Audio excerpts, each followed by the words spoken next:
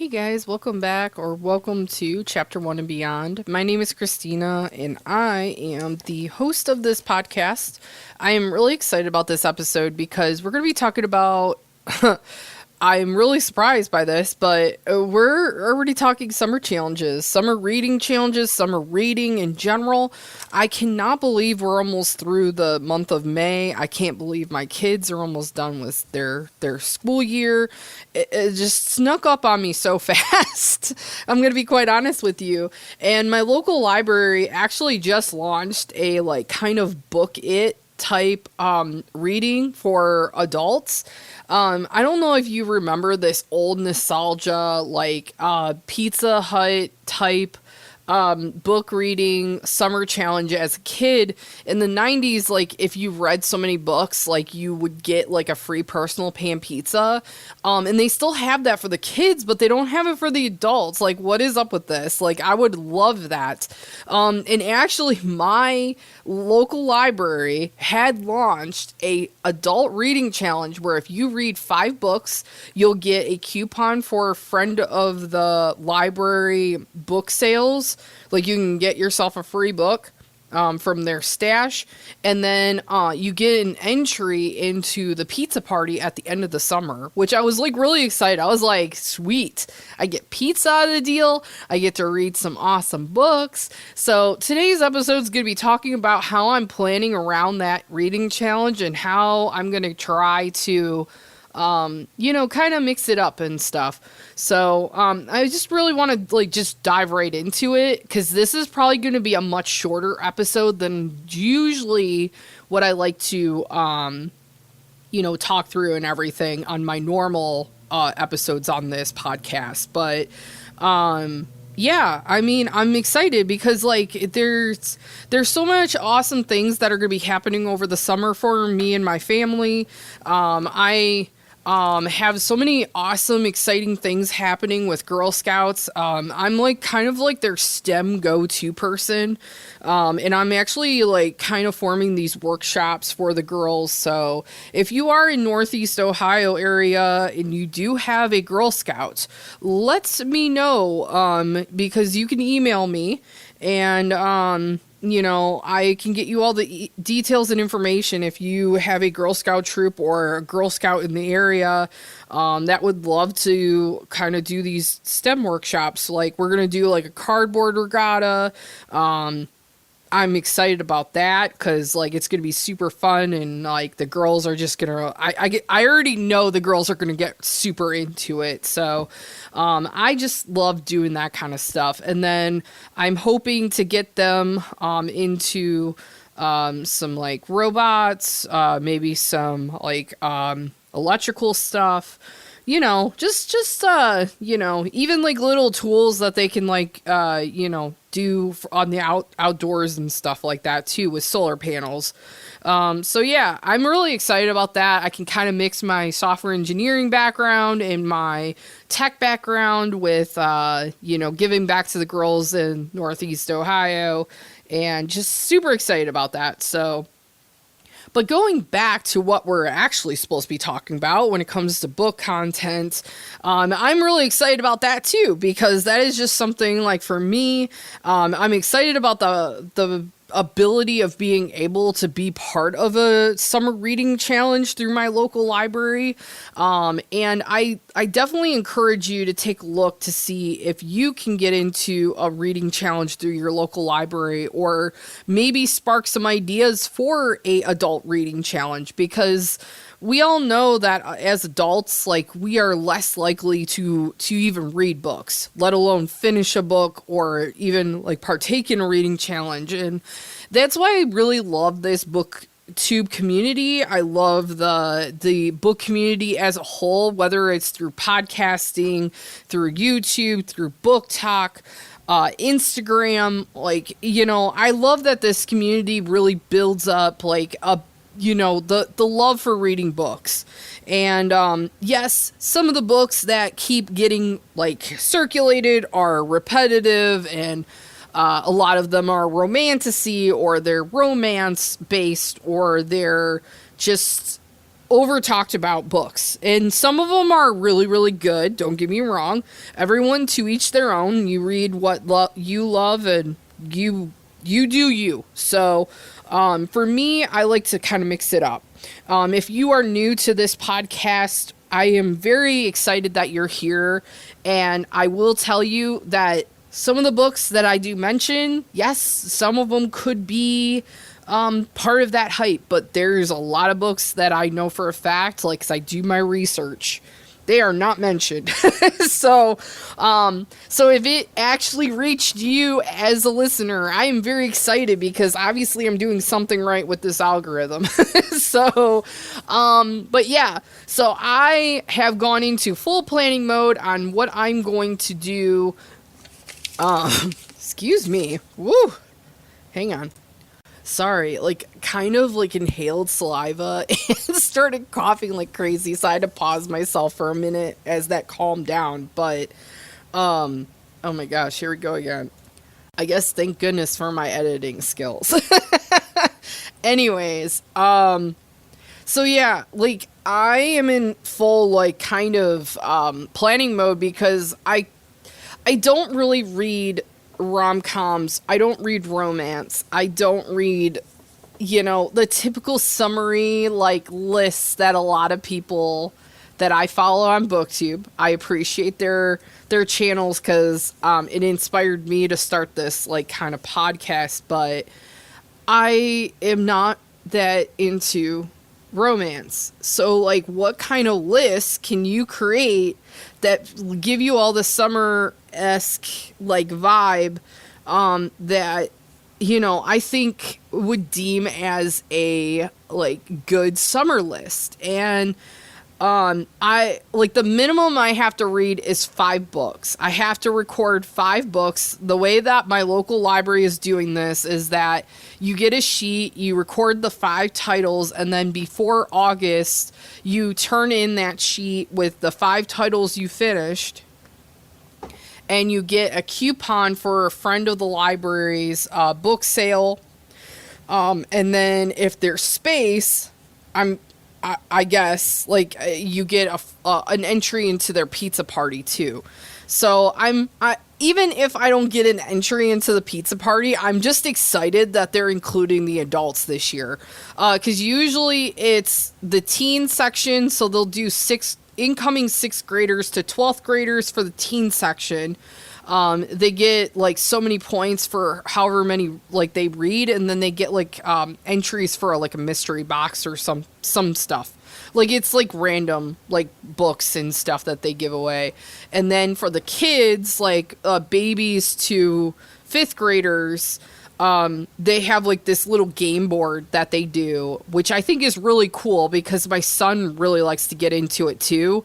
And he's only he's close to 2.5. So he doesn't read, like, he loves looking, and, like, we read to him, and it's been helping building his language and he's really talking a lot now. So it's been really helping him, but, like, he really gets into it because he's able to pick his own little prizes. Like, you get to a certain point on the game board, and then you, like, win a prize, and then at the end you win, like, an actual book that you get to take home. At least that's how, like, the game board has been set up in the past. Now with the adults, obviously it's 5 books you have to complete in its entirety. So no matter how big or small these books are, you just have to, like, record 5 books, and then you get the coupon, and then you get the entry, if there's space, to the pizza party. So I was really looking at different titles, and my go-to, like, genres are usually, like, fantasy, sci-fi, historical fiction, classics. I love psychological thrillers. I love horror. I love everything but romance. So I was, like, looking at, like, just I was asking ChatGPT because I'm going to be honest with you guys. I do ask on YouTube for suggestions, and I look at how I can interact with you guys, but I don't really get much response. And, I get it. It's fine. I know that a lot of the listeners on this podcast, from what Spotify has been giving me, are overseas. So I get it that your first language may not be English. But I appreciate the support, and I appreciate all the love and, subscribing and sharing and listening and all the things that are happening. So I'm trying to find ways to kind of spice this up a little bit. It makes it fun for me because it gives me creative ideas to kind of give to you guys as suggestions, So if you're kind of on your own little island, you don't really have too many people that you can ask suggestions to. ChatGPT is definitely a way to go. So I did ask ChatGPT. I gave ChatGPT the exact prompt. What are some go-to summer reads? I need 5 suggested titles, and I need to, read these 5 titles, whether I can get them from the library or from my physical shelf, vice versa. But I'm looking at titles that I can really devour over the summer, because I'm going to start reading these starting in June, and it goes until August. So I need at least 5 titles. So, and this is the list that it prompted. It did give me some titles that I've already read, so I did tell ChatGPT, hey, I've already read these titles, and it gave me more suggestions. So the first one that it suggested is The September House by Carissa Orlando. And this book is, I guess, technically horror. I'm trying to load up the book itself. It says it's a haunted house horror novel with a surprisingly emotional core. This thing is creepy, weirdly funny, tense, fast-paced, and unlike a lot of modern horror, it actually has payoff. Given your horror and thriller interests, I think this could be a killer summer read.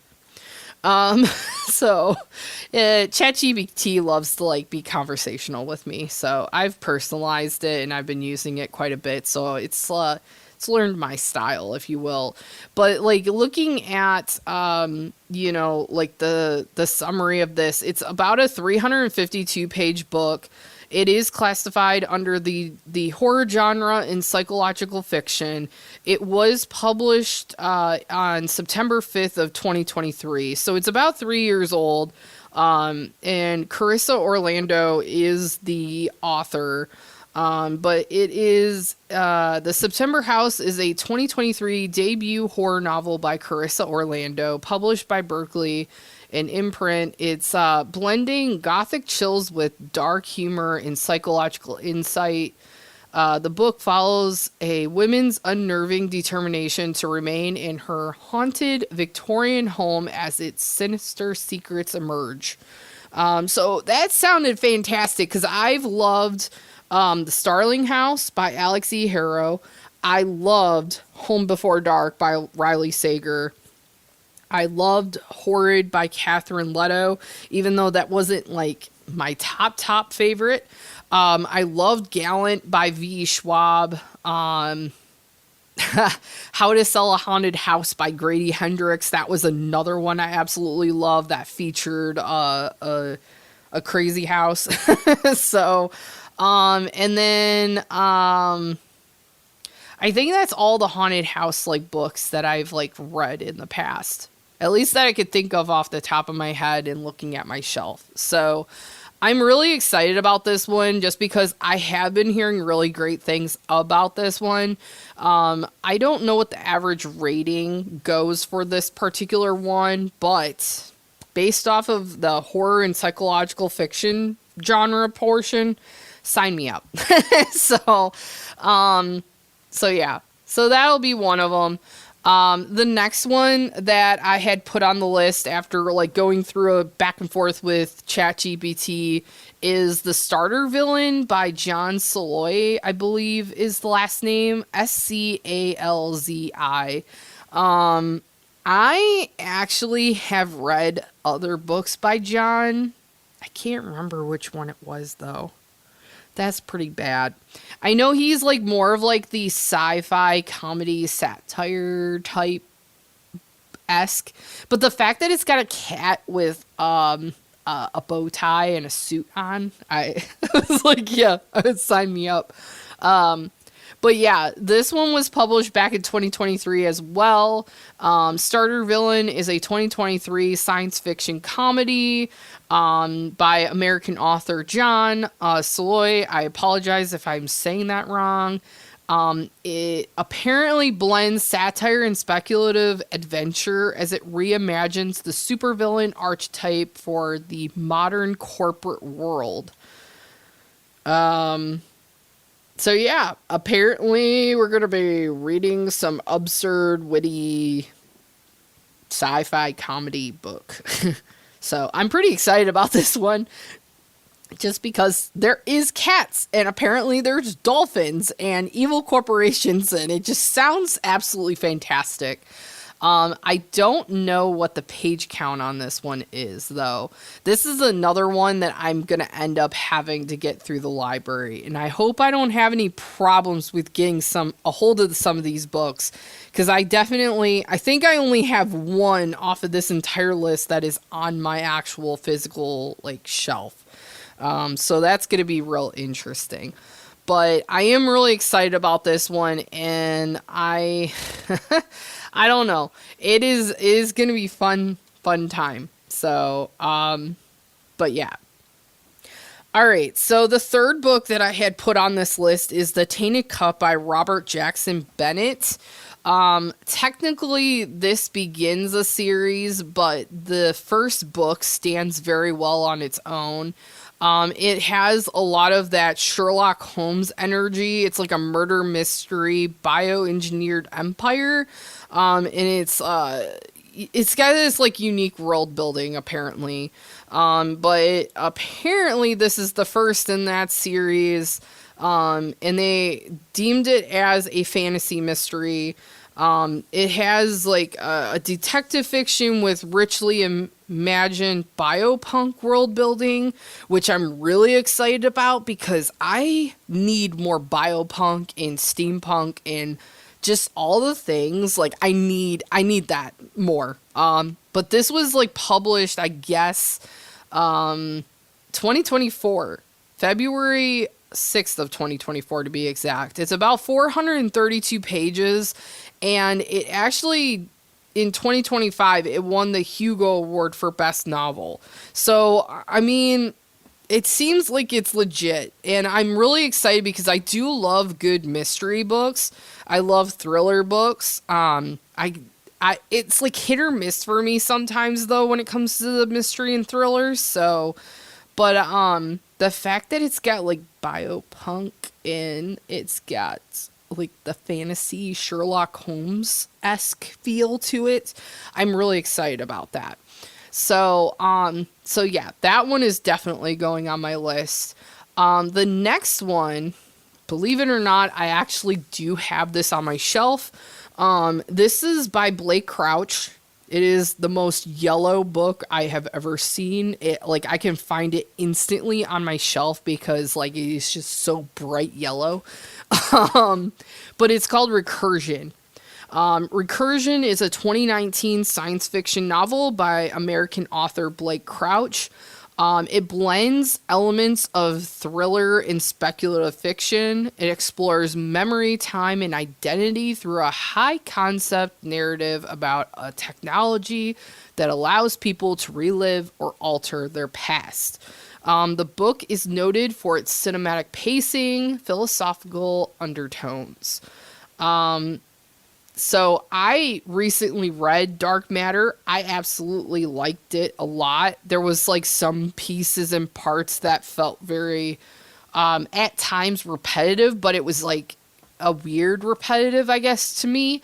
It definitely is like I've been hearing that Recursion is more mind bending, but I really liked Blake Crouch's writing style, and This has been on my shelf for a while. This was one of my book of the month picks, and I feel like this just needs to get read and done, you know? Like, I do love Blake Crouch. I really like the type of writing style he has, and the fact that he does like a science fiction-esque like thrillers, that's where, he really hooks me in with like the originality of it. So I'm really excited about this one. Like I said, it's the most yellow of my book shelf at this point. I mean, Carl's Doomsday Scenario is very yellow too, and very bright and vivid, but Recursion definitely like pops out when I look at it on my shelf. So that will also be on my list for this summer. And then last but not least, I have Annihilation by Jeff Vandermeer, which I actually recently read Hummingbird Salamander by Jeff Vandermeer. And wow, what a good book. Like, I have never read a science fiction that like kind of used like bioterrorism.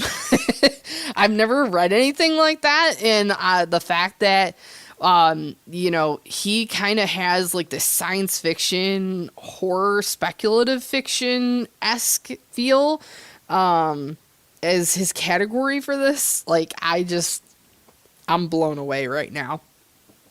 But Annihilation is part of a 4-book series that is out right now.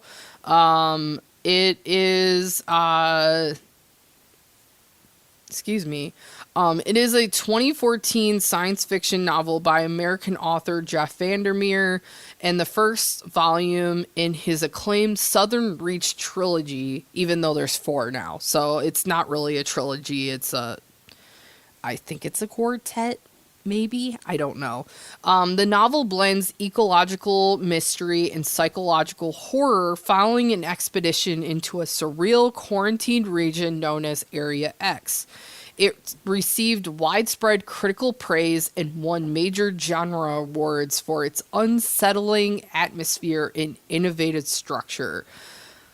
It won the 2014 Shirley Jackson Award, and it also won the Nebula Award. So I really liked Jeff Vandermeer's writing when I read Hummingbird Salamander.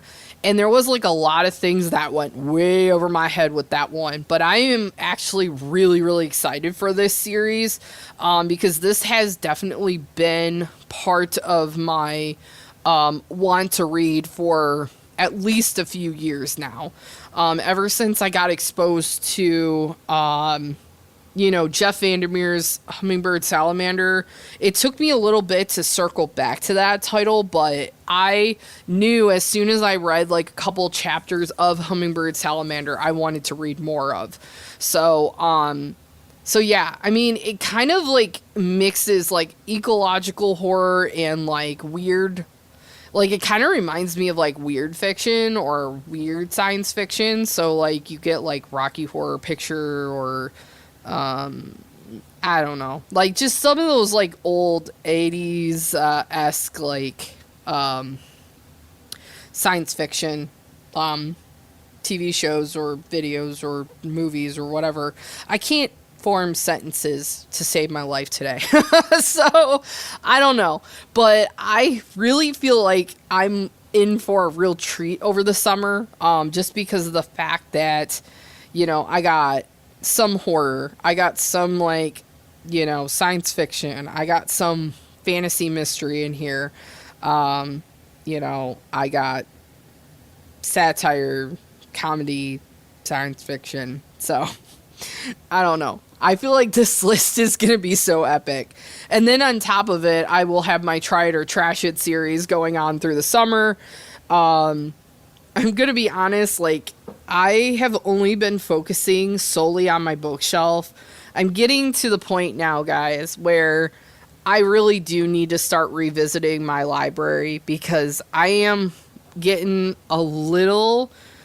I'm not in a reading slump per se, but I am starting to kind of steer away from my shelf for a little bit, just because of the fact that, I do have a lot of classics and I do have a lot of series, but sometimes I'm just not in that groove of wanting to read from the series that I left off with. So, I personally am just kind of in the mood of, I just kind of need to, kind of mix it up a little bit. So I am really excited about the fact that, I can apply this to a reading challenge for over the summer and not just like, hey, I'm just going to read because, I have my podcast, or I just want to like kind of mix it up. Like, I actually have a purpose for it.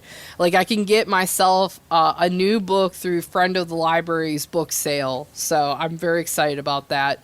I've been itching to want to go to half price books or thrift books, or any place that has secondhand books. But I'm going to be honest with you, I have really been holding back on buying like things that don't fall into the main category of food and gas at this point, especially with gas prices being about $5 per gallon, if not close to it. So it's really dinging a hole in the pocket. So that extra bit that I used to have just doesn't exist anymore, just because of the fact that life is just continuing forward and have to unfortunately adjust. And yeah, hopefully everything works out. Right now I'm not feeling too great, but it's okay. We my generation is very resilient and we figure things out. And honestly, I'm going to continue to do what I do best, and that's being kind and being an example for Girl Scouts, and just continuing to be who I am uniquely and just navigate as best as I can. I'm in no ways a 1% earner like some people in the world, in this country. So I would say that I'm kind of on that, cusp of being middle class. But I try to keep the reality of things just to, hey, I can only control what I can control. And that's just like my mindset on things at this point. I don't like to get political on this podcast, because based off of what I witness on Facebook, with people openly discussing things, it just, it gets, it gets a little crazy and negative very fast. And I like to keep things positive and just not a distraction. Everyone knows what's going on. It's just, I don't like continuing stirring the pot, I guess. I don't know what to say. I've gotten to the point in my age where I'm just like, okay, I can only control what I can control. So we'll just, kind of navigate from there. So, but that's my thought on it. But yeah, so that is my 5 books to read over the summer. I'd be curious on if you were to do this challenge, if you would love to share this information. Leave a comment on this podcast episode, either on YouTube or Spotify. I believe you can do it on Apple, but obviously everybody that listens on Apple, it's probably while you're driving or doing something else. So I totally get it. I understand. I am working towards possibly creating a Discord channel. I don't know if I'll have time for that. And I don't know who would even moderate it, because I definitely don't have that kind of time. But that's a possibility. I wanted to also let you guys know. I know I had made an inkling about doing video episodes. So here's my problem right now. I do not have very great video equipment. I have a Logitech camera that is probably about 5 or 6 years old. When I record these episodes, I am in my basement during lunch or outside of work hours. I will mention that. And overall, my environment is probably not very video-esque appealing. So I'm working on a good setup for that. Let's just put it that way. Right now, I don't have a very good setup. I have very great audio equipment. I have great microphones. I just don't have the video recording portion. But I'm working through that. I just don't see a need to prioritize spending on that when I know that this works great with reaching out to you guys in my creative space. If it comes down to, we're almost to the end of 2026, I would say maybe it might happen in 2027, but I just wanted to let you guys know that I am working on it. It's just right now it's not really a priority, and until I could kind of see like my stream rate go up into like the hundreds and 500s and things like that, like I get excited over 1 to 2 people listening at this point. I don't have a whole lot of followers on YouTube. I have, I think, 20 subscribers on there. So I know for a fact that this is not that popular, but I know that people are actually actively downloading and listening, based off of when I go into the analytics. So I know there's people out there listening to this, but for me to invest that kind of money into video equipment, that is where I'm drawing the line, guys. Until I could kind of see those numbers like kind of really shoot up, I think that's like, the only time that I'm going to be like, hey, like it's time to take it to that next level of investing in video equipment. But right now, like, I just don't see a point when I can exercise my creative space this way to you guys via audio. And I think it works well. I hope you guys agree with that. I hope that the people that are constantly coming back, like the 3 to 4, sometimes I see it even spike to 28. That's fantastic. Like I never thought 28 people would actually listen to it, but here we are. So yeah, I mean, I just want to be real with you guys that this is kind of like where my headspace is when it comes to the video stuff. I would love to do it, but I need to work through that at this point. And, investing that kind of money into video equipment just isn't in the cards right now. Like, my priority is like taking care of my kids, my family, paying my exuberant student loans that just kicked in this past month, which absolutely sucked. They've been on forbearance for God knows how long. I should have expected it because I've been out of college now for like, it's been since 2017. So I'm almost coming on 10 years of being graduated from my master's program. So that should kind of give you an idea that, yeah, I mean, I should have been exposed to like paying for it up until now, but it did like take a chunk, and it is affecting me on top of everything like skyrocketing money-wise. So with that, I just don't really have the means to be able to splurge on extra stuff to do this fun stuff. But I feel honestly that this is enough for, at least right now in this juncture of my journey with this podcast. So I am really excited that could potentially happen. It's just I need to be a little bit more strategic, I guess. So I just wanted to let you guys know that it isn't just an afterthought. I am working through that portion of getting a video set up so that I can do video episodes. And, it's been about 5+ years since I've actually done video recording on my YouTube channel. So I used to do actually video vlogs and reviews and things like that. And at the time I did have a decent camera, but now That's just not, it's not possible right now. So, I know that was a long tangent to explain that, but I'm just letting you guys know that, it is in the works, but it's right now is just not a good time for it. So, but yeah, I really appreciate all of you guys. I appreciate the support. If you've lasted this long, thank you so much for being here.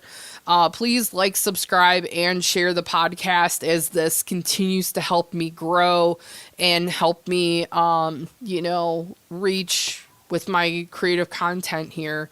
And I mean, there's no hard feelings. Please tell me your thoughts. Like, I want to improve. I want to be able to, really make this into something that people are attracted to, So, and obviously, with looking through everything, I am seeing that these numbers are steadily going up. So, I will continue to release content as I am able to.